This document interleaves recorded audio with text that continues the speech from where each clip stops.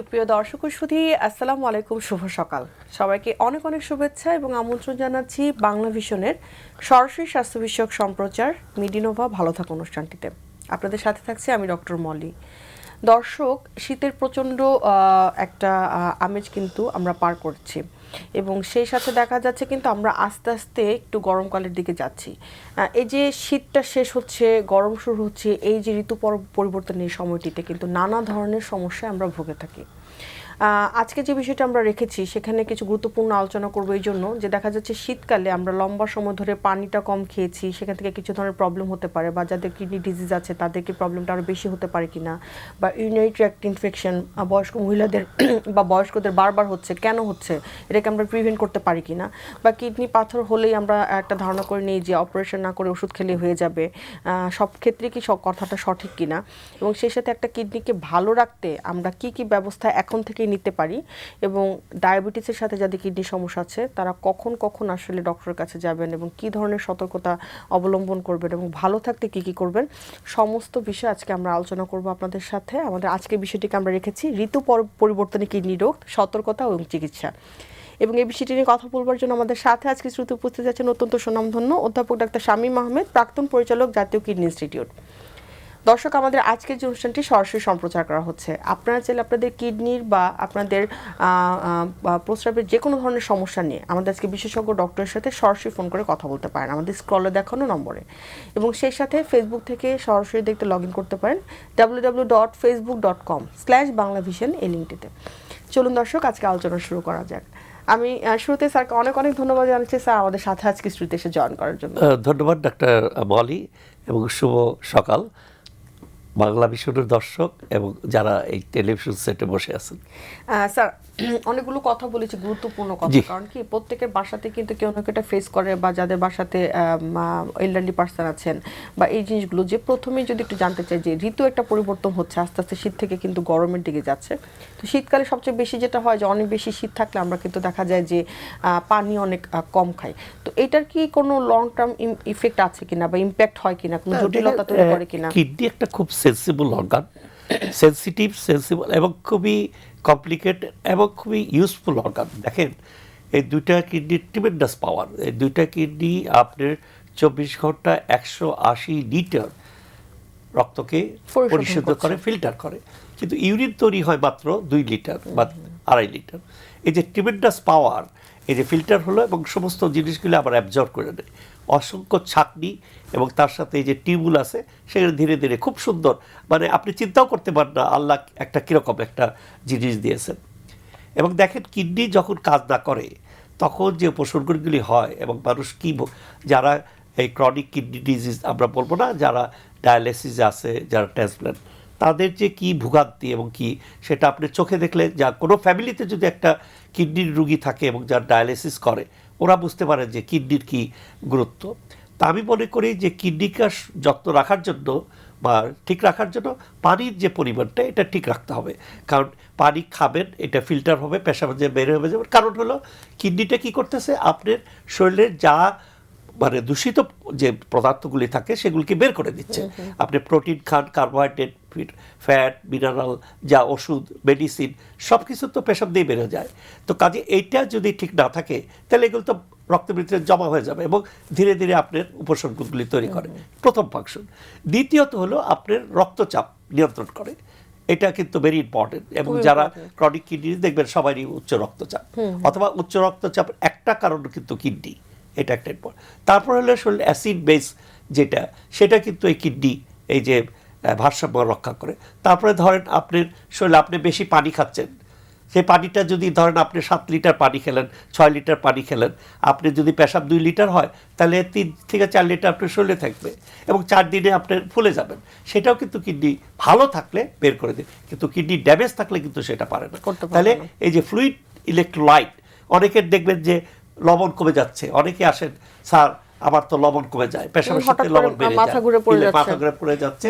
Hyponatraemia হলে যে এটা লবণ কমে গেলে অনেকে মনে করেন লবণ তো আমরা বলি যে খাবেন না, প্রেশারের জন্য লবণ খাবেন না, শরীর ফোলার জন্য লবণ খাবেন, কিন্তু লবণ কমে গেলে কি হয় সেটাও কিন্তু অনেকে জানেন না। এবং এটা যেমন প্রয়োজনীয়, আবার এটা বেশি খেলে আমাদের শরীরে সব কিছুরই তাই।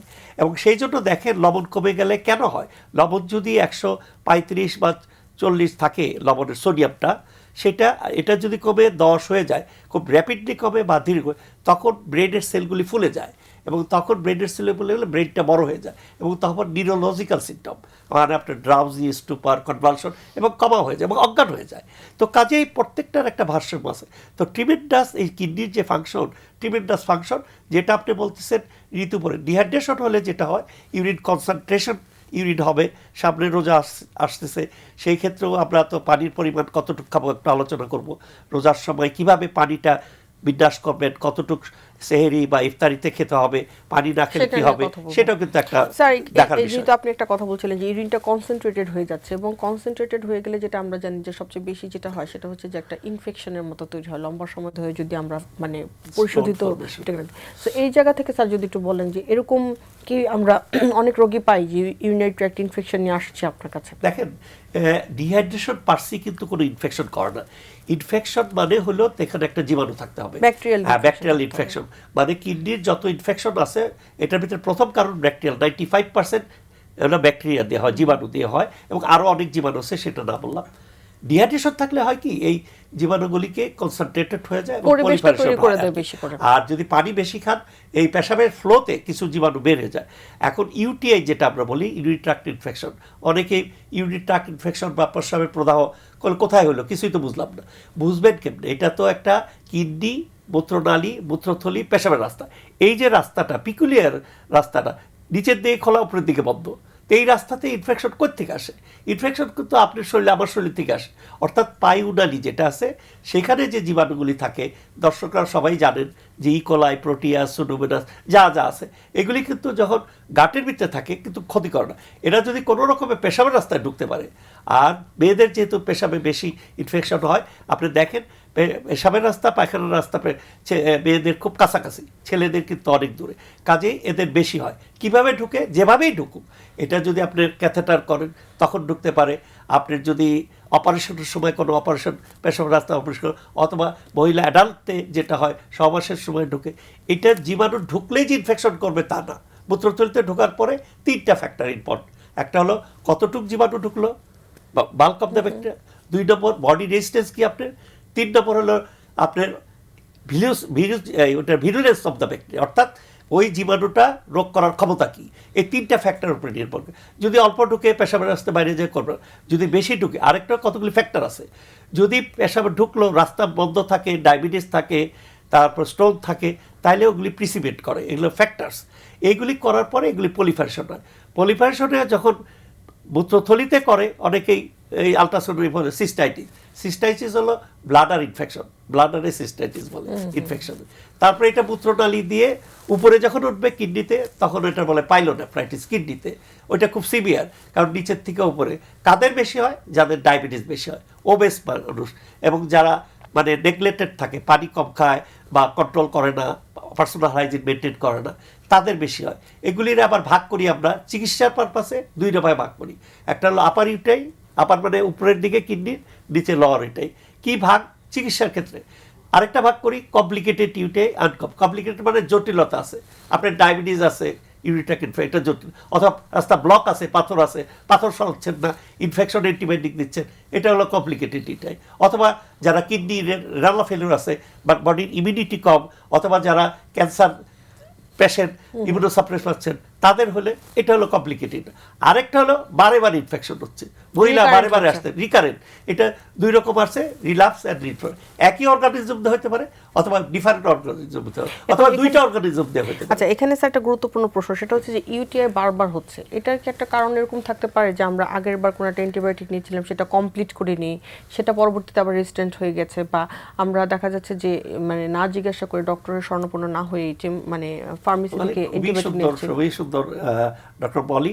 Recurrent UTI is a problem not in Bangla, throughout the world. কেন?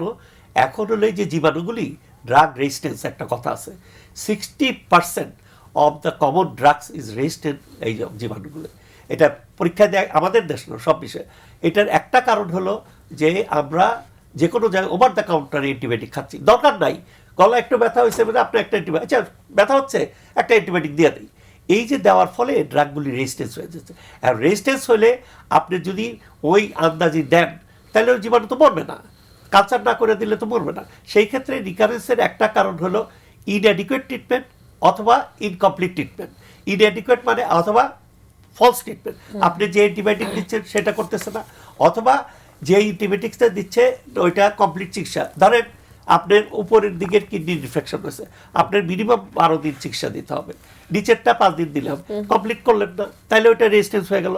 আরেকটা হলো কমপ্লিকেশন আছে, সেটা রিমুভ করতেছেন না, অর্থাৎ আপনার পাথর আছে, পাথর সরাচ্ছেন না, অথবা প্রোস্টেট যে ছেলেদের যেটা, সেটা ডিপ সিটেড ইনফেকশন, সেটাকে আপনার ট্রিটমেন্ট 12 দিন না 2 সপ্তাহ 4 সপ্তাহ দিতে হবে, সেটা আমার জানতে হবে, চিকিৎসা দিতে হবে। So all this cause are the cause of recurrent infection. এটা রিল্যাপস হতে পারে, রিইনফেকশন। কাজেই যখন এরকম হবে আমাদের এটা মাথায় রাখতে হবে সেইভাবে। ইউটিআই শুনতে খুব সিম্পল, এবং আমরা এটি ইউটিআই হয়েছে এটা কিছু না, এই যে কোনো উপসর্গ নাও থাকতে পারে, আবার এই ইউটিআই থেকে মানুষ মারাও যেতে পারে। কিভাবে? সেপ্টিসেমিয়া হয়ে। এবং পার্টিকুলারলি যারা ডায়াবেটিস, ওবেস তাদের এবং আরো কোমরবিড কন্ডিশন আছে, সেই ক্ষেত্রে যদি ইনফেকশন হয় সেপ্টিসেমিয়া হয়ে রোগী মারা যেতে পারে। আচ্ছা স্যার, এখানে আপনি আরেকটা কথা বলছিলেন যে গুরুত্বপূর্ণ একটি বিষয়, সেটা হচ্ছে যে স্টোন, কিডনির স্টোন। তো কিডনির স্টোনের ক্ষেত্রে একটা কিছু কমন মিথ বা ফ্যাক্ট আছে, যে ভুল ধারণাগুলো, সেটা হচ্ছে যে আমার স্টোন হয়েছে, আমি এক ডাক্তারের কাছে গিয়েছিলাম, উনি বলেছেন অপারেশন করতে, আরেকজন কিন্তু আমার কাছে মনে হচ্ছে যে ওষুধ খেলে মনে হয়ে যায়, ভালো হয়ে যায়, এটা আমি শুনেছি। তো এইটা কি আসলে কতটুকু সঠিক, যে কিডনি স্টোনটা কি আসলে খুব একটা সুন্দর ইস্যু আপনি অবতারণা করেছেন। একটা দেখেন কিডনিতে কি তৈরি হয়, পানি তৈরি, মূত্র, এটা তো লিকুইড। এখানে এই বড় বড় স্টোন আমি এরকম পেয়েছি, কিডনিতে এত বড় স্টোন, মূত্র ফেলতে ডিমের সাইজ, একটা ছোট ডিমের সাইজের। তো কোথায় তৈরি হচ্ছে? তৈরি তো হচ্ছে ওই কি পেশাবের যে উপাদান আছে সেই উপাদান থেকে হয়। তো উপাদানগুলি কোথেকে আসে? এগুলি তো ব্লাডের থেকে ফিল্টার হয়ে এখানে আসে। হয় যেটা হলো এরকম ফিল্টার উপাদানগুলি আসার পরে এগুলি প্রিসিপিট করে, এটার বলে সুপার স্যাচুরেশন। যদি ওটা কিডনির ভিতরে আস্তে আস্তে জমা হয়, বালুকানার মতো জমা হয়, তখন এগুলি আস্তে আস্তে বড় হতে থাকে, এবং সেগুলি কিডনিতে হতে পারে, কিডনির থেকে উঠে আসে আবার মূত্রনালীতে হতে পারে, আবার মূত্রনালীতে আসে পেশাবের মূত্রথলিতেও হতে পারে, এবং ফাইনাল রাস্তাও থাকতে পারে। তাহলে এগুলি কোত্থেকে হয়? উপাদান কি, মানে ফ্যাক্টর কি, what are the factor, metabolic factor বলি, সেটা হলো কি দিয়ে তৈরি হয়? প্রথমে calcium, phosphate, uric acid, cystine, xanthine, এটা হলো উপাদান, ঠিক আছে, অক্সালেট। আর এগুলিতে হলো কম্পোজিশন। এগুলি কি থাকে? ব্লাডে থাকে বেশি, ব্লাডের থেকে ফিল্টার হয়ে কিডনিতে আসে, তারপরে এখানে আস্তে আস্তে জমা হয়। আর যেটা ভালো করে সাইট্রেট, এই জন্য আমরা কি করি, কিডনি স্টোন হলে একটু সাইট্রেট খাওয়াই। আচ্ছা, এই ফ্যাক্টরগুলি একটা। আরেকটা হলো জেনেটিক ফ্যাক্টর, একটা আছে, বাপের আছে, ছেলের হচ্ছে। আরেকটা হলো এনভায়রনমেন্ট ফ্যাক্টর, এই যে একটু আগে বললেন, এই যে গরমকালে ডিহাইড্রেট, স্টোন বেল্ট এরিয়া, যার মিডিল ইস্ট থেকে যত রোগী স্যার ওরা বলছে যে আমার কিডনিতে স্টোন। এটা মানে environmental factor is also important. So metabolic factor, genetic factor, environmental factor. এই এখন আপনি বললেন স্টোন হইলে অপারেশন লাগবে কি লাগবে না। প্রথম হলো স্টোন কোথায় আছে, কিডনি, মূত্রনালী না মূত্রথলি? What is the size of the stone? এটা ছোট বালুকণা স্টোন, কিছু করতে হবে না, থাকুক, আপনি দেখেন, ফলো আপ করেন, বছরে একবার করে দেখেন। স্টোন যদি বড় হয় এবং আপনি স্টোন উপসর্গ করে, অর্থাৎ পেশাবের সাথে রক্ত যাচ্ছে, অথবা কি জানি বলে পুষ্করিকা ইনফেকশন হচ্ছে, then you have to remove the stone. আরেকটা হলো মূত্রনালীতে, কিডনিতে পার্সি স্টোন কোনো ব্যথা করে না। অনেকে বলে, আমাদের কাছে বেশিরভাগ রোগী আসে, স্যার আমার কোমরে ব্যথা এবং আমার স্টোন, এরকম মানে বিদেশ থেকে আসলেই এটা বলে। যেটা হলো যে স্টোন পার্সি কোনো পেইন করে, যদি স্টোন যদি মূত্রনালীতে এসে ওইখানে যদি আটকে যায়, তখন ওইটা যখন ওই পেশাব যেতে পারে না, তখন ওইটা ডাইলেট করলেই, মানে অবস্ট্রাকশন হলে তখন ব্যথা করে, এবং তীব্র ব্যথা, এটা বলে রেনাল কলিং, সিভিয়ার পেইন, 1 ঘন্টা 2 ঘন্টা হবে, আপনার প্রাইভেট পার্টে রেডিয়েশন হবে, সোয়েটিং হবে, ঘেমে যাবে, 2 ঘন্টা পর ব্যথা নাই, আবার হয়তো 1 মাস পরে বা 10 দিন পরে। এই হিস্ট্রি শুনলেই আমরা বলতে পারি রেনাল স্টোন। এখন ছোট ছোট স্টোন যদি মূত্রনালী থাকে, you can give him chance that আপনার পেশাবের রাস্তায় বাইরে যেতে। যদি বড় হয়, কারণ মূত্রনালীতে এত বেশি বড় না, তারপরে মূত্রনালী যখন মূত্রথলিতে ঢুকে, ওইখানে আবার কনস্ট্রিকশন আছে, ওইখানে আটকায়, ওইখান থেকে আবার ফাইনাল পাতে পেশাবের রাস্তায় আটকায়। তো কাজে ছোট হইলে উই অবজার্ভ করতে পারি বলি, আর যদি বড় স্টোন হয় আমরা অপারেশন, হ্যাঁ অপারেশন করে। এবং সবচেয়ে ইম্পর্টেন্ট জিনিস বুঝবো কেমনে, এটা এখন ছোট স্টোন কিন্তু আলট্রাসোনোগ্রাম রেজুলেশন আছে না। 80% কেস স্টোন আপনি এক্সরে করলে বুঝতে পারবেন, 20% যারা দেখা যায় না এক্সরেতে পাবেন না। আলট্রাসোনোগ্রাম রেজুলেশনে 10 to 15% ছোট স্টোন আপনি দেখতে পারবেন না। তাই স্ট্যান্ডার্ড কি সিটি স্ক্যান নন কন্ট্রাস্ট, ওইটা করলে সুন্দর দেখা যায়, একটা বালুকণা, সাদা বালুকণা দেখা যাচ্ছে। So this is we can know and then you observe whether it is pass. আর না হলে এখন কি করা হয়, মূত্রনালীতে হলে পেশাবের রাস্তায় ঢুকিয়ে ভাইব্রেশন দিয়ে ভেঙে লিথোটেপসি বলি, ভেরি সিম্পল। সো এই স্টোন এখন স্টোন যদি বড় স্টোন হয় কিডনিতে অপারেশন করে লিথোটেপসি করে করা হয়, এগুলি যদি মাল্টিপল থাকে সবগুলি বাইর করা সম্ভব হয় না, কিছু কিছু থেকে যায়। এবং 2 নম্বর হলো আরেকটা ইম্পর্টেন্ট জিনিস স্টোনের, যেটা রিকারেন্স হয়, মানে আবার হয় আবার হয়। ধরেন এখানে একটু যদি জানতে চাই যে এই যে কিডনি স্টোনটা রিকারেন্ট হচ্ছে, এই একবার আমরা ট্রিটমেন্ট করলাম, ডান করলাম, বাট পরে আবার হচ্ছে, এটাকে আমরা প্রতিরোধ করতে পারি কিনা স্যার একটু জানবো। তার আগে একজন দর্শক আছেন, আমরা ফোনটি নিচ্ছি। জি হ্যালো দর্শক, আপনার নাম বলে প্রশ্নটি করুন। আসসালামু আলাইকুম। ওয়ালাইকুম আসসালাম। আমার নাম আবু সালে রিপন। জি দর্শক আমরা শুনতে পাচ্ছি, আপনার প্রশ্নটি করুন।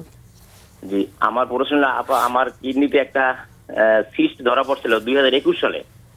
তখন ওই সিস্টটা একটু ছোট ছিল, আমি স্যারকেই দেখাইছিলাম কিডনি ফাউন্ডেশনে গিয়ে। স্যারে বলছিল যে আপনার এটা কোনো সমস্যা করবে না, কিন্তু স্যার কোনো সমস্যা ঠেকছি না। কিন্তু কয়েকদিন আগে আমি একটা আল্ট্রাসাউন্ড করাইলাম, তখন দেখলাম যে ওই সিস্টটা আগের থেকে একটু বড় হয়ে গেছে। এখন এইটা কোনো সমস্যা করবে কিনা বা আমার অপারেশন করাইতে হবে কিনা, এই জন্য স্যারকে। আচ্ছা ধন্যবাদ। আপনি আমি আপনাকে দেখেছি, এটা আমার সৌভাগ্য, আপনি আমার সাথে কথা বলতেছেন, এটা আমার সৌভাগ্য। সিস্ট হলো কি, সিস্ট হলো একটা আঙ্গুর ফলের মতো, কিডনির ভিতরে একটা ফোসকার মতো, ভিতরে পানি চারদিকে। তো এই সিস্ট ছোট থাকুক বড়, মানে ছোট থাকলে কোনো সমস্যা করে না, একটু বড় হলে একটু বড় হবে, সেটাও কোনো সমস্যা না।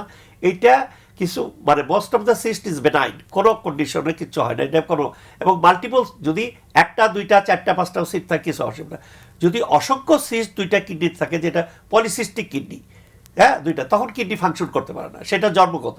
আর এগুলি একটা এপিসোডিক, আপনারও থাকতে পারে, আমারও থাকতে পারে। এটার সাইজ যতটুক কোনো ক্ষতি করবে না, এটা কোনো আসল কথা, এটা কোনো ক্যান্সার না, বা সোজা কথা যেটা জানতে চায় আর কি, সেটা আপনি কোনো নিশ্চিন্ত থাকেন, আপনার কিচ্ছু হবে না। সাইজ বড় হলেও কিছু হবে না ইনশাল্লাহ। হ্যাঁ এত তো বড় হয় না যে আবার 2.5 ইঞ্চি 3 ইঞ্চি হয়ে গেছে, তখন ওইটাতে অ্যাসপিরেশন করে ওইটার পানিটা বের করে দেওয়া, বাট ইট উইল নট আপনার কোনো ক্ষতি করবে না, একটা গ্যারান্টি আপনার। দর্শক অনেক ধন্যবাদ আমাদের প্রশ্নটি করার জন্য। স্যার রিকারেন্ট হওয়ার কথা বলছিলাম, বলতেছিলাম, সেই জন্য আমরা বলি এই রিকারেন্ট অপারেশন করার পরে এটা যেটা স্ট্যাটিস্টিক্স হলো 5 বছর পরে 50% রিকার করে, আর 10 বছর পরে 65-70%। তাহলে একটা প্রবলেম, আপনি অপারেশন করে দিলেন, ইউরোলজিস্টটা করেন, আমরা করি না, আবার এসে স্যার কি করলে অপারেশন করলে আবার হচ্ছে কেন। সো স্টোন যেই প্রসেসে হচ্ছে, যে আমাদের বডিতে যে মেটাবলিক ডিরেজমেন্ট আছে, সেটার জন্য তো স্টোন হচ্ছে, এই যে ক্যালসিয়াম ফসফেট হ্যাঁ এগুলি। তাহলে ওই প্রসেসটাকে আপনাকে প্রিভেন্ট করতে হবে, অর্থাৎ যেই প্রসেসে কোনো মেটাবলিক ফ্যাক্টর আছে কিনা সেটাকে অ্যাড্রেস করতে হবে, সেটার কাছে চিকিৎসা করতে হবে। যেমন হাইপার প্যারাথাইরয়েডিজম, ক্যালসিয়াম, ওইটা আপনার থাকলে ওইটা আপনার ওইটার চিকিৎসা করতে হবে। এবং রুগীকে বলতে হবে, একটা হলো সার্জিক্যাল ট্রিটমেন্ট ফালিয়ে দিচ্ছেন, আর একটা medical part of the treatment, and that should be maintain. আপনার অপারেশন মেডিকেল ট্রিটমেন্টে থাকতে হবে। স্যার একটা প্রশ্ন অনেকে করে, ওই যে পানির সাথে অনেকে চুন খায় অনেক বেশি, সেটা কি আসলে ইন দ্য লং রান মানে কিডনি স্টোন হওয়ার জন্য দায়ী কিনা? শোনান, ক্যালসিয়াম থাকে ওটার পানির সাথে, ক্যালসিয়াম অংশ হলে খারাপ, কিন্তু বেশি যদি খান ক্যালসিয়াম, সেটা তো আপনার ক্ষতি হবে। একটু আগেই বললাম যে বেশি যে কোনো জিনিসেই ক্যালসিয়াম বেশি হলে আপনার ক্ষতি, ক্যালসিয়াম, ভিটামিন ডি। আমাদের বডিতে ক্যালসিয়াম দরকার, ভিটামিন ডি দরকার, জিঙ্ক মানে মিনারেল যেটা আছে, কিন্তু এগুলি যদি অ্যাক্সেস হয়, কমে গেলেও যেমন ক্ষতিকর, অ্যাক্সেস হলেও, যেমন একটু আগে বললাম যে রেনাল স্টোন, অনেকে ভিটামিন ডি খেয়ে খেয়ে এমন অবস্থা হয় 100-র উপরে চলে আসে, and that will cause harm. So আপনি ভিটামিন, সবচেয়ে ইম্পর্টেন্ট জিনিস, যেহেতু কথাটা বললামই, আমাদের দেশে আমার যত রুগী আসে তার 60-70% ভিটামিন ডি কম। আপনি বলেন যে যারা যে গ্রামে গঞ্জে কাজ করে, স্টাডি করা হয়েছে কক্সবাজারে, যে যারা মাছ ধরে তাদেরও ভিটামিন ডি কম। Not only that, sun, of course সানের থেকে ভিটামিন ডি তৈরি হয় স্কিনে, কিন্তু ইনহেরেন্ট কিছু কোয়ালিটি মানে বডিতেও আছে, সেই জন্য ভিটামিন ডি কম থাকলে ভিটামিন ডি দিতে হবে। কিন্তু ভিটামিন ডি বেশি খান, পার্টিকুলারলি আমার যেটা অবজারভেশন, ওই যে ইনজেকশন যেটা আছে ওইটা দুধ দিয়ে যারা খায় বেশি, তাদেরই এই ক্যালসিয়ামটা, ভিটামিন ডিটা বেশি। আমি যতগুলি পেয়েছি সবগুলি এই মুখে খাওয়া যায়, এখন তো মুখে 40,000 করে আমরা দেই, সপ্তাহে একটা করে, 12 সপ্তাহ দিলে তারপরে লাগলে 2,000ও আছে, 1,000ও আছে। তা আমরা 40,000 করে উইকলি একটা করে 12 সপ্তাহে 12টা ক্যাপসুল দিয়ে দেই, ইনশাল্লাহ এতে ভিটামিন ডি কমে যায়। আচ্ছা, আরেকটা কিছু ছোট ছোট প্রশ্ন স্যার আপনার কাছে। প্রথম প্রশ্ন হচ্ছে যে সেটা হচ্ছে একজন মানে প্রাপ্তবয়স্ক ব্যক্তি আসলে প্রতিদিন কতটুকু পানি তার সুস্থতার জন্য খাওয়া উচিত?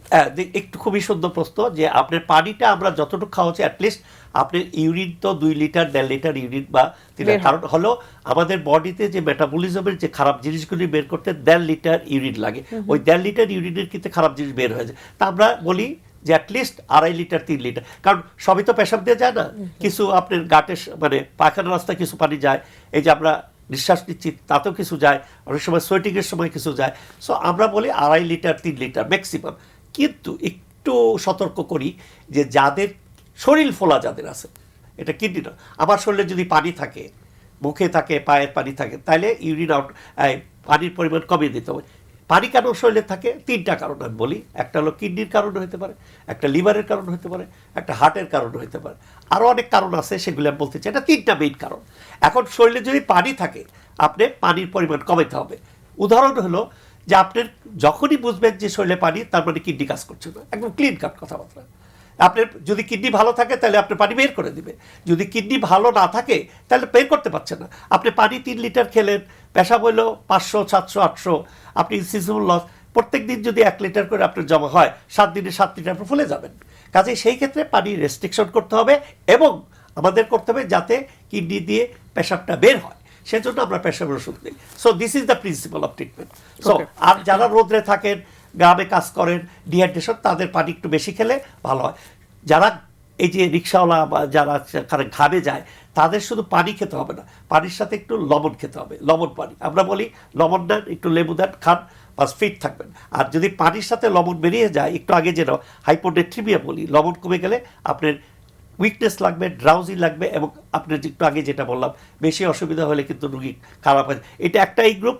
আরেকটা হলো যারা অনেক দিন যাবৎ পেশাবের ওষুধ খাচ্ছে কিন্তু কোনো নজর রাখতেছে না যে আপনার ইলেকট্রোলাইটটা কি, পার্টিকুলারলি ডায়াবেটিসের ভিতরে কিডনির টিউবুলগুলি ড্যামেজ হয়ে যায়, ওরা অ্যাবজর্ব করতে পারে না লবণ।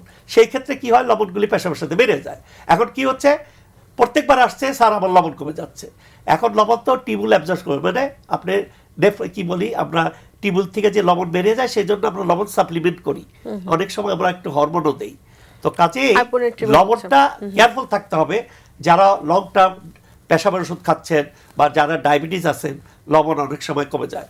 আমরা যখন মানে 81-82-তে প্রথম আমার একটা পেশেন্ট ছিল বলি, মতিউর রহমান সাহেব ছিলেন কিডনির প্রফেসর, একটা রুগী আসলেন অজ্ঞান 100, তখন কিন্তু ইলেকট্রোলাইট এত সহজে করা যেত না। ইলেকট্রোলাইট করতে হলে কলেরা হসপিটালে পাঠাইতে হতে with the signature of the professor. তারপরে দেখা গেল ওনার লবণ 105, তারপর আমরা ধীরে ধীরে লবণ কারেকশন করলাম। সো এখন তো ইলেকট্রোলাইট 135 থেকে যেটা 105 চলে আসে, হ্যাঁ 135। সো এগুলি মাথায় রাখতে হবে। এখন কিন্তু অনেক ডেভেলপড, আমরা যখন খুশি আপনিও লেখা দেন। এই জায়গা থেকে আসি, যেটা আপনি টেস্টের কথাটা বললেন, একটা কিডনি ভালো আছে কিনা সেটা দেখার জন্য আমরা মূলত কোন কোন টেস্টগুলো সাধারণত করে থাকি, একজন সুস্থ মানুষের কথা যদি আমরা বলি? আচ্ছা, প্রথম হলো যে আপনার কিডনির রোগ আছে কিনা, আমি 3টা টেস্টের কথা বলি। ইউরিনটা করবেন, ইউরিনে অ্যালবুমিন যাচ্ছে কিনা, আরবিসি যাচ্ছে কিনা, ইউরিনারিমি যেটা করি রুটিন, ওইটাতেই অ্যালবুমিন যাচ্ছে কিনা, নেফ্রাইটিস।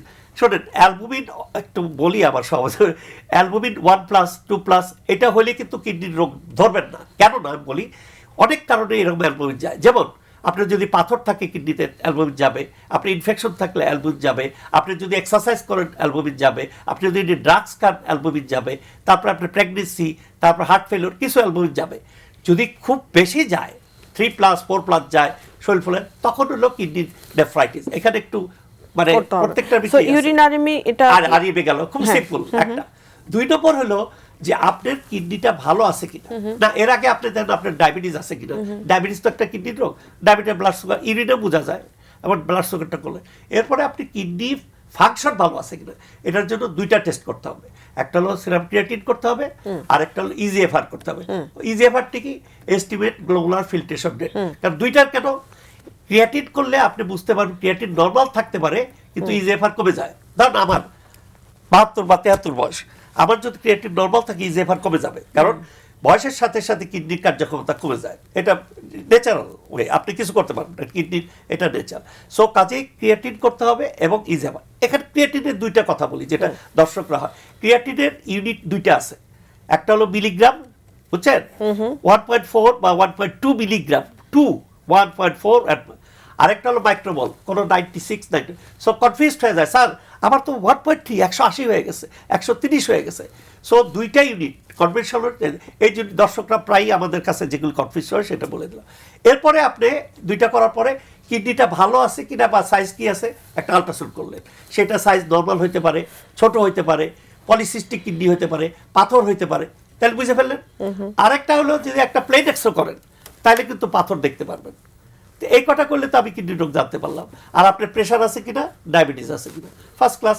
প্রেশার, ডায়াবেটিস, পাথর, জন্মগত রোগ আর নেফ্রাইটিস, এই তো 5টা রোগের কারণে তো কিডনি হয়। অনেক খুবই সিম্পল। অনেক ধন্যবাদ স্যার। আমরা অনুষ্ঠানে এই আলোচনাতে একটা স্যার ছোট বিরতিতে যাব স্যার। বিরতির পর ফিরে এসে আমরা কিডনি ভালো থাকার জন্য কি কি আসলে প্রতিরোধমূলক ব্যবস্থা নিতে পারি সেটার সাথে আলোচনা করব। কি কি খাবার আসলে কিডনির জন্য খুবই গুরুত্বপূর্ণ এবং কোন কোন খাবারগুলো অ্যাভয়েড করা উচিত, তার আগে স্যার একটা ছোট বিরতি নিয়ে আসছি। সুপ্রিয় দর্শক, মেরিনোভা ভালো থাকুন অনুষ্ঠানটির এই পর্যায়ে সময় হয়ে এসেছে ছোট্ট একটি বিরতিতে যাবার। বিরতির পর ফিরে আসছি, থাকবেন আমাদের সাথেই।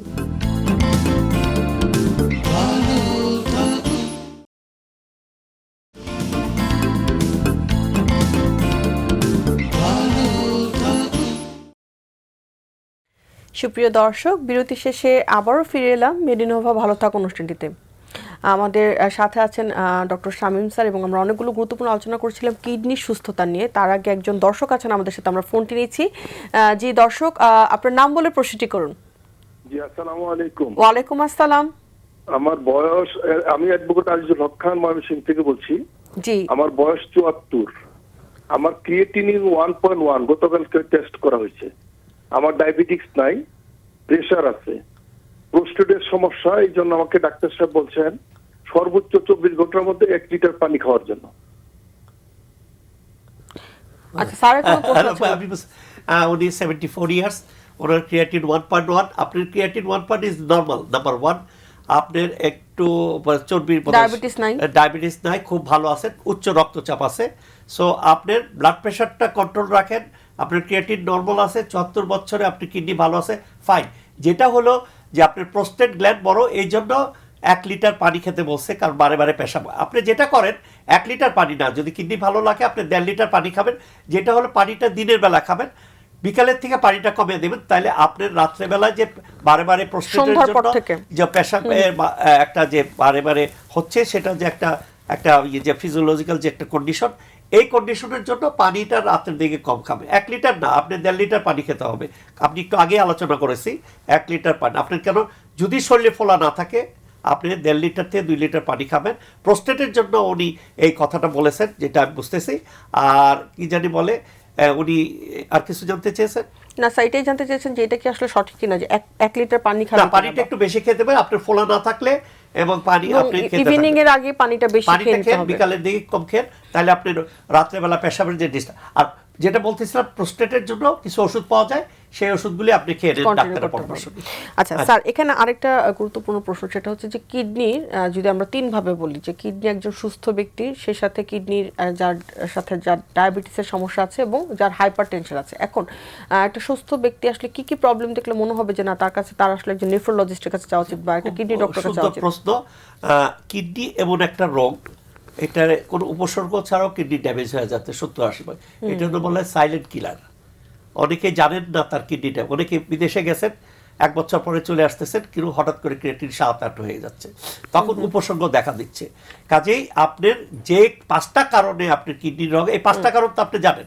নাম্বার 1 ডায়াবেটিস, নাম্বার 2 উচ্চ রক্তচাপ, নাম্বার 3 নেফ্রাইটিস, অর্থাৎ শরীরে মুখে পানি আসবে, বা আগে ছিল শরীরে ছোটবেলায় ছিল, চিকিৎসা করছেন, এরপরে আর কোনো ফলো আপ করেন নাই, কিডনিটা ড্যামেজ হচ্ছে। চতুর্থ হলো যে আপনার জন্মগত রোগ আছে কিনা, সেটা কি পলিসিস্টিক কিডনি, অনেকেই জানেন না। এইটা অবশ্য 30-40 বছরে আপনার ধরা পড়ে, একটা আল্ট্রাসাউন্ড করব। পঞ্চম হলো যে পাথর আছে কিনা, 2টা কিডনিতে পাথর বা নিত্রে পাথর, অনেক উপসর্গ থাকে না। আমার কাছে একটু আগে বললাম যে একটা বুড়ো লোক আসছিল, 60 বছর বয়সে, 2টা পাথর, গ্রামে থাকেন, কোনো উপসর্গ নাই। কিছু কিছু পাথর ব্যথা তৈরি করে, কিছু কিছু পাথর রক্ত পেশাবের সাথে রক্ত যায়। যদি পাথর অক্সালেট স্টোন থাকে তাহলে পেশাবে রক্ত আসবে, রুগী ডাক্তারের কাছে যাবে। কিন্তু অনেক সময় উপসর্গ না থাকলে ডাক্তারের কাছে যায় না, দেখলেন। তাই 5টা। আরেকটা হলো জন্মগত কিছু কারণ আছে। আরেকটা হলো যে আমরা আমার কিডনিটা ড্যামেজ করি কিভাবে? ওষুধ খেয়ে, ড্রাগস, নেফ্রোটক্সিক ড্রাগস আছে, সেই ড্রাগস, ব্যথার ওষুধ, বয়স্ক লোক, আর্থ্রাইটিস, ঠিক আছে, ওভার দ্য লম্বা সময় কাউন্টারে ধরে খেয়ে যাচ্ছেন। ব্যথার ওষুধ খেয়ে যাচ্ছেন, কিন্তু কোনো সময় কিডনির পরীক্ষা করেন না। এইভাবেই কিন্তু কিডনিগুলি ড্যামেজ হয়। তাহলে আপনার উপসর্গ আছে না আছে সেগুলো তো ওই রুগীগুলি জানতে পারবে। যার ফ্যামিলি হিস্ট্রি আছে ডায়াবেটিসের, কিডনির রোগী আছে, তারা একটু পেশাব পরীক্ষা করতে হবে, সেই উপসর্গগুলি ওইভাবে। আরেকটা হলো যেমন অনেক সময় উপসর্গ আসে, যেমন মুখে পানি, পায়ে পানি আসলো, অনেক সময় দুর্বল লাগে, এই কিডনি রেনাল ফেলোরে অত্যন্ত দুর্বল লাগে, অর্থাৎ রক্তশূন্যতা। তারপরে এলো উচ্চ রক্তচাপ। এই যে উপসর্গগুলি, পায়ে পানি আসলো, রক্ত, আর হলো ক্ষুধাবন্ধ হয়ে যাওয়া, অর্থাৎ খাওয়া রুচি নাই, খাইতে পারে না, কাজ করতে পারে না, এই উপসর্গগুলি থাকলে তখন কিন্তু নেফ্রোলজিস্টের কাছে আসতে হবে। আমরা স্যার ডায়াবেটিসের বিষয়টা আসবো, তার আগে একজন দর্শক আছেন, আমরা তার ফোনটি নিয়ে আসছি। জি হ্যালো দর্শক, আপনার নাম বলে প্রশ্নটি করুন। আসসালামু আলাইকুম। ওয়ালাইকুম আমি আসসালাম। মিরপুর থেকে আমানুল্লাহ। জি দর্শক, আমরা শুনতে পাচ্ছি, আপনার প্রশ্নটি করুন। জি, আমার বয়স 56 বছর। আমার কিডনি এবং প্রোস্টেট গ্ল্যান্ড, কিডনিতে একটু আমার রিপোর্ট আসছে, সেটা cystic area is seen in the upper polar region of left kidney measuring about 2.2 into 1.9 centimetre. আর প্রোস্টেট গ্ল্যান্ড হচ্ছে লিখতেছে enlarge in size about 4.4 into 2.5 into 5.1 centimetre.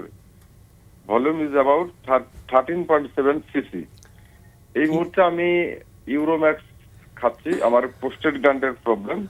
এখন আমার প্রশ্ন হচ্ছে যে কিডনির এই যে সিস্টিলিক বা সিস্ট দেখা গেছে, এতে কি আমার কোনো ওষুধ খেতে হবে কিনা? ডাক্তার বলছে ওষুধ খেতে হবে না, শুধু ইউরোম্যাক্স খাবে। আপনার দুইটা প্রবলেম, একটা হলো কিডনিতে সিস্ট, বিপি যেটা, আচ্ছা, আর হলো প্রোস্টেট অ্যান্ডাস প্রোস্টেট। প্রোস্টেটের জন্য আপনি ইউরোম্যাক্স খাচ্ছেন, কোনো সময় সিস্ট যেটা সাইজটা বলছেন 2 পয়েন্ট সামথিং নিয়ে, এটার জন্য কোনো ভয় পাওয়ার কিছু নাই। একটা যদি আরও বেশি সিস্টটা যদি আরও বড় হয়, আমরা অনেক সময় বলি একটা সিটি স্ক্যান করে নিতে, যে ওই সিস্টের ভিতরে খারাপ কিছু আছে কিনা। আমি ইনডাইরেক্টলি বলেই দেই যে ইউজুয়ালি আমার লাইফে আমি কোনো সিস্টের থেকে ম্যালিগনেন্সি পাইনি অ্যাকসেপ্ট 1 পেশেন্ট, আর বলেই দেন স্ট্যাটিস্টিক্স। কাজেই আমি বলি যে আপনার কিচ্ছুই করার দরকার নাই, ফলো আপে থাকেন। আর আপনি যদি বেশি কনসাস থাকেন, অনেক সময় মাথার ভিতরে ওটা আপনি একটা সিটি স্ক্যান করেন, করে দেখবেন যে ভিতরে পানি, চারদিকে পর্দা, এটা বেনাইন সিম্পল সিস্ট। কাজে আপনি নিশ্চিন্ত থাকতে পারেন, এটা নিয়ে আপনার কোনো ভয়ের কিছু নেই। দর্শক অনেক ধন্যবাদ আমাদের প্রশ্নটি করার জন্য। স্যার খুব গুরুত্বপূর্ণ একটা আলোচনা করতে চাচ্ছিলাম, যে সেটা হচ্ছে যে ডায়াবেটিস হয়েছে, আর কোনো সমস্যা নেই তার, বা ফ্যামিলি হিস্ট্রির কারণে মানে পজিটিভ, এই ধরনের ব্যক্তিরা কতদিন পর পর আসলে কিডনির পরীক্ষা করবে? ডক্টর বলি, একটা কথা বলি, ডায়াবেটিস কিন্তু বাংলাদেশে এখন ইপিডেমিক ফর্মে, এবং diabetes is the main cause of, এই যে যত ডায়ালিসিস হয়, রিনাল ফেলার মেইন কারণ 50% ইজ দ্য ডায়াবেটিস। সো ডায়াবেটিসের উপরে আমাদের ট্রেস করতে হবে, এবং ডায়াবেটিস হলে যে ডায়াবেটিসের যে 5টা স্তর, আমার এখন ডায়াবেটিস হলো, আমার বা যাই হোক, এটার থেকে যদি কিডনি ড্যামেজ হইতে হয়, 2 রকমের আছে, অ্যাটলিস্ট 30 থেকে 40 বছর লাগে ওই ডায়ালিসিস স্টেজে যেতে। তাহলে কি করতে হবে? ডায়াবেটিসটা যদি আমরা কন্ট্রোল করি, ডিসিপ্লিন লাইন লিড করি, ডায়াবেটিস কন্ট্রোল করার ভিতরে অনেক ওষুধ আছে। প্রথমে হাঁটা, তারপরে মুখের ওষুধ, তারপরে হলো আপনার ইনসুলিন, তারপরে কম্বিনেশন দেওয়া হয়, এবং ডিসিপ্লিন লাইফ লিড করলে, কায়িক পরিশ্রম করলে, তারপরে যদি কিডনির সমস্যা হয়, কিডনির সেই জন্য ওষুধ আছে। এবং ডায়াবেটিস থাকলে তার মেটাবলিক সিনড্রোম, অর্থাৎ তার চর্বিটা বাড়বে, মানে লিপিড প্রোফাইল অ্যাবনর্মাল থাকবে, সেটারে কন্ট্রোল রাখি, ডায়াবেটিসের কন্ট্রোল রাখি, ব্লাড প্রেশার কন্ট্রোল রাখি, ডাক্তাররা যে ওষুধ দেয় সেটা রাখি, আর ইনফেকশন বেশি হয়, ইনফেকশন কন্ট্রোল রাখি। তাইলে কিন্তু ওই কিডনি ডায়াবেটিস থেকে যে কিডনি ড্যামেজটা হয়, সেটা কিন্তু আমরা প্রিভেনশন করি। কিন্তু এরপরেও কিন্তু সব ওষুধ খাচ্ছে, তারপরে কিন্তু কিডনি এই যে যাচ্ছে, ডায়ালিসিস যাচ্ছে। রুগীরা এসে বলেন, স্যার আপনি তো যা বলছেন তাই শুনছি, ব্লাড প্রেশার ওষুধ দিচ্ছেন, ডায়াবেটিস ওষুধ দিচ্ছেন, কিডনির ওষুধ দিচ্ছেন, তারপরে রক্তশূন্যতার ওষুধ দিচ্ছেন, তারপরে চর্বি সমস্যা কেন যাচ্ছে? ইয়েস, দিস এই যে প্রোগ্রেশন, এটা হলো স্পন্ডে একটা প্রোগ্রেসিভ ডিজিজ। এটাকে হোল্ড করার জন্য আমরা কেন বিদেশের সবচেয়ে রিসার্চ সোর্সে কিছু নতুন ড্রাগও আসছে, এটা দিয়ে চেষ্টা করতেছে জানি প্রোগ্রেশনটাকে হোল্ড করতে পারছি না, কিন্তু ডিলে করা যায়। এটা বন্ধ করে দেওয়া যায় না, কিন্তু এটা ডিলে করা যায়। এবং ডিলে করে আমি যদি 50-60 বছরের Lifelong ডায়াবেটিস করতে হয়, পারি। তা আপনি 30-40 বছর, 80-90 বছরতে ন্যাচারাল ডেথ হয়। এবং এখানে একটা স্যার বলার বিষয় আছে যে আমরা যদি কন্ট্রোল করতে পারি, সেটা সেই ক্ষেত্রে কিন্তু যারা দেখা যাচ্ছে যে নর্মাল মানুষ আছে, তারা যদি অন্য খাবার দাবার খেয়ে আরো খারাপ থাকেন, তার চেয়ে বরঞ্চ কন্ট্রোল যারা করে তারা আরো ভালো থাকে। Yes, Dr. Boli is a very right. So the Ibrahim সাহেব বলছে ডিসিপ্লিন লাইফ লিড করা হয়। যারা ডায়াবেটিস জনিত কারণে আসছেন, তা নর্মাল যাদের ডায়াবেটিস নেই তারা দিচ্ছে, তারা বেশি লাইফ লংজিভিটি পায়। এখন তো গড়াইও তো অনেক বেড়ে গেছে, তো কাজেই ভয় পাওয়ার কিছু। তবে ডায়াবেটিস রুগীরা খুবই ব্যাড পেশেন্ট, তারা কন্ট্রোল করে না, খায় না, ওষুধ খায় না ঠিক মতো, ব্লাড প্রেশার কন্ট্রোল করে না, ইনিশিয়ালি কমপ্লিকেশন থাকে না। যখন অ্যাডভান্স স্টেজ হয়, যখন কিডনি, চোখ, শরীর ফুলে যাচ্ছে, নিচে পায়ে গ্যাংগ্রিন হয়ে বাম কাটা যাচ্ছে, তখন তারা হুঁশে আসেন যে আমার এখন কিছু করতে হবে। সো আমি দর্শকদের বলবো, যাদের ডায়াবেটিস, কোনো ভয় পাবেন না, you lead a normal life with drugs, exercise and কি জানি বলে ডিসিপ্লিন লাইফ, তাহলে আপনার কিচ্ছু হবে না। আর যদি আপনি আনকন্ট্রোল থাকেন, within 30 years you have to go to the for dialysis treatment. এবং সেটা অত্যন্ত ব্যয়বহুল। সবার পক্ষে আমরা বলি আমাদের দেশের 10-20% রুগীদের যাদের ডায়ালিসিস দরকার দেওয়া যায়, তাছাড়া এবার শুধু আমাদের দেশের, উন্নত দেশেও কিন্তু ইট ইজ ভেরি এক্সপেন্সিভ। একটা রোগীকে ডায়ালিসিস করে যদি বাঁচতে হয়, আমাদের দেশের এই প্রেক্ষাপটে 3 থেকে 3.5 লাখ টাকা বা 4 লাখ টাকার মতো বছরে লাগে। তারপরে প্রত্যেক সপ্তাহে 2 বার যেতে হবে ডায়ালিসিস জন্য। আরেকটা আছে এখন হোম ডায়ালিসিস, পেটের ডায়ালিসিস, সেটা করা যেতে পারে, কিন্তু সেটা প্রবলেম হলো ফ্লুইডের দাম বেশি, কষ্ট একই, এবং ইনফেকশন, পেটের ভিতরে ইনফেকশন হওয়া। তো কাজেই আমি ওইদিকে না যেতে হয়, সেই জন্য প্রতিরোধ, prevention is the best treatment. অনেক ধন্যবাদ স্যার। আমরা এই যেহেতু প্রতিরোধের কথা আপনি আসলেনি, যেহেতু আমরা একটু জানতে চাচ্ছি যে এই যে এই সমস্যাগুলো আমরা আসলে যদি নাই হতে চাই বা কিডনিটাকে ভালো রাখতে চাই, আমরা কি কি প্রতিরোধমূলক ব্যবস্থা আসলে স্যার নিতে পারি? আমরা যদি আবার রিপিট করি, but I say the golden rules. Number 1, diabetes থাকলে ডায়াবেটিস কন্ট্রোল করেন। আর আপনার কোনো কিডনির রোগ আছে কিনা ফ্যামিলি হিস্ট্রিতে, তাহলে আপনি টেস্ট করেন এবং ডায়াবেটিস করেন। 2, উচ্চ রক্তচাপ। উচ্চ রক্তচাপের সবচেয়ে ইম্পর্টেন্ট জিনিস বলে যে স্যার যখন আপ ডাউন করে, বাড়ে তখন ওষুধ খাই, যখন কমে তখন ওষুধ খাই না। কিন্তু ডেঞ্জারাস জিনিস হলো 50-60% লোক জানেই না তার ব্লাড প্রেশার, সিম্পল যে কোনো জায়গায় করতে পারে। দ্বিতীয় প্রবলেম হলো যারা জানেন তারা কন্ট্রোল, টার্গেট ব্লাড প্রেশার যেটা রাখা সেটা কন্ট্রোল করে 50-60, শুধু আমাদের দেশে, উন্নত দেশেও তাই ওষুধ। তৃতীয়ত যেটা বলেন যে আমাদের ওষুধের দাম অনেক বেশি, বাট আমাদের বাংলাদেশে আমরা তো খুব ভালো ওষুধ তৈরি করি। কিছু কিছু ওষুধ আছে কম দামে, কম্বিনেশন যদি দেওয়া যায় তাহলে কিন্তু কন্ট্রোল করা যায়। একটা এক্সপেন্সিভ ওষুধ দেওয়ার দরকার নেই, অনেক কম দামে ওষুধ পাওয়া যায়, এটা ডাক্তারের বললেই ডাক্তাররা দিয়ে যায়। অনেক ধন্যবাদ স্যার। তৃতীয়ত আমরা যেহেতু স্যার মানে খুব গুরুত্বপূর্ণ একটা আলোচনা একটু রয়ে গেছে আমাদের, সেটা হচ্ছে খাবার দাবারটা খুবই গুরুত্বপূর্ণ কিডনির ক্ষেত্রে। এবং কি অনেক সময় ভুল ধারণা থাকে একেবারে ডাল খাওয়া যাবে না, একেবারে প্রোটিন খাওয়া যাবে না। এই জায়গাটা যদি একটু বলেন যে স্যার কি খাওয়া যাবে আর কি খাওয়া যাবে না, একটু এখন হলো কিডনি যদি নর্মাল থাকে খাওয়ার কোনো বাজ নাই আপনি তো, তবে বাজ নাই মানে কি যে আপনি বেদনার ওষুধও খাবেন না। আর কিডনি যদি ড্যামেজ থাকে তখন আমরা রেস্ট্রিকশন করি।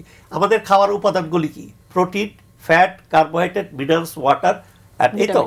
আর যে জিনিসটা বলতে চাই যে প্রোটিন, ক্রিয়েটিন যদি থাকে প্রোটিনটা রেস্ট্রিকশন করে দিতে হবে। প্রোটিন রেস্ট্রিকশন 30 গ্রাম প্রোটিন, বা আমরা বলি 0.1 milligram per KG body weight, 30 গ্রাম বলি বা 40 গ্রাম। কারণ এটা তো রোগীরা বুঝে না, তখন আমাদের বুঝিয়ে দিতে হয় যে আপনি 1 টুকরা মাছ, 1 টুকরা গোস, প্রত্যেক বেলায় মাংস অথবা ডাল, যদি ফসফেট বেশি না থাকে আপনি ডাল খেতে পারবেন, ঠিক আছে। তারপরে ডিমও খেতে পারবেন, সবই খেতে পারবেন, কিন্তু একটা এক্সচেঞ্জ অফ ডায়েট করতে হবে। যে আপনি বেশি যদি প্রোটিন, যেটার ভিতরে যেটা আছে, যেমন ফার্স্ট ক্লাস প্রোটিন যেটা হলো মাছ, মাংস, দুধ, ডিম, ঠিক আছে, এগুলির ভিতরে এক্সচেঞ্জ করেন। কার্বোহাইড্রেট খাবেন, ফ্যাটও খাবেন। পানিটা যেটা হলো 1.5 লিটার, ফোলা থাকলে 1.5 থেকে 2 লিটার, ফোলা থাকলে পানি কমিয়ে দিবেন। একটু ভিটামিন খেতে হবে, মিনারেলস খেতে হবে, এগুলো আমরা আগে আলোচনা, ক্যালসিয়াম, ফসফেট, তারপরে জিঙ্ক, এগুলি যেগুলি মিনারেলস আছে, একটু রেস্ট্রিক্ট করলে ভালো হয়। আচ্ছা জি, খাবার কি কি স্যার বাদ দিলে ভালো হয় বা কি কি কম খেলে ভালো হয়? আচ্ছা, কম তো ওই যে বললাম প্রোটিন রেস্ট্রিকশন করতে হবে, কার্বোহাইড্রেট, ফ্যাট এগুলি খেতে হবে, আর ড্রিঙ্কসের মধ্যে, আর ওভার দ্য কাউন্টার ওষুধ খাবেন না, আর কোল্ড ড্রিঙ্কস, ওই যে ফাস্ট ফুড যেটা, সেটা অ্যাভয়েড করতে হবে। কোল্ড ড্রিঙ্কস কিন্তু অনেকের সাথে ধারণা থাকে যে ডাল খাওয়া যাবে না কিডনি সমস্যা, কোনো বিষয় না। ফসফেট যদি বেশি না থাকে ডাল আপনি খেতে পারবেন, লিমিটেড ডাল আপনার অ্যালাউড, ঠিক আছে, যদি কোনটা ইন্ডিকেশন না থাকে। ডাল খেতে পারেন। এবং অনেক সময় দেখা যায় ব্যথানাশক ওষুধ দেওয়া হচ্ছে তাকে 1 মাস বা 2 মাসের জন্য, এটা তো তারা মনে করে যে তার কিডনি নষ্ট হয়ে যাবে, বিষয়টা কি আসলে তাই কি? ডেঞ্জারাস, ব্যথার ওষুধ খেতেই পারবেন না কিডনির জন্য। এখন বয়স্ক লোক আর্থ্রাইটিস ভুগছেন, কি করা যাবে? তখন আমরা হ্যাঁ 2-1টা খুব সিভিয়ার কেসে দেন, তারপরে আপনি যেগুলি ব্যথা কমানোর কিছু কিছু অন্যান্য ওষুধ আছে সেগুলি দিয়ে আমরা ব্যথা কমাবো। ফিজিওথেরাপি করেন, তারপরে আপনি জেল লাগান, তারপরে হট ওয়াটার কম্প্রেশন দেন, এবং এইভাবে আপনার ব্যথাটা উপশম করতে হবে। ব্যথার ওষুধটা যতটুকু পারো করা যায় কম খাইলে আপনি ভালো থাকতে পারবেন। স্যারকে অনেক অনেক ধন্যবাদ স্যার আমাদের সাথে আজকে স্টুডিওতে এসে জয়েন করেছে, অনেক মূল্যবান আলোচনা আমরা করেছি। আশা করি স্যার আমরা এটার মাধ্যমে অনেক কিছুই জানাতে পেরেছি। স্যারকে অনেক অনেক ধন্যবাদ আমাদের সাথে আজকে। ডক্টর মলি, বাংলা ভিশন কর্তৃপক্ষ এবং দর্শকদের ধন্যবাদ।